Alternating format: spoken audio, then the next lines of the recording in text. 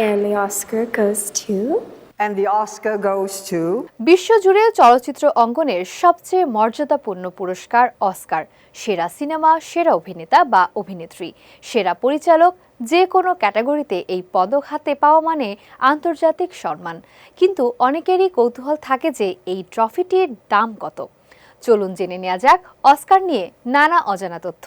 অস্কারের ট্রফিটি কালো ধাতু ও সোনার প্রলেপযুক্ত ব্রোঞ্জ দিয়ে তৈরি। এর উচ্চতা 13.5 ইঞ্চি এবং ওজন 8.5 পাউন্ড।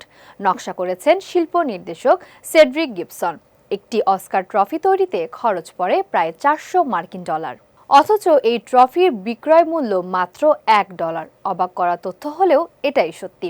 আর অস্কারের এই ট্রফির মূল্য নির্ধারণ করে দিয়েছে এর কর্তৃপক্ষ academy of motion picture arts and sciences. তাদের নিয়ম অনুযায়ী কেউ নিজের অস্কার বিক্রি করতে চাইলে সেটি একাডেমিকে ফিরিয়ে দিতে হবে।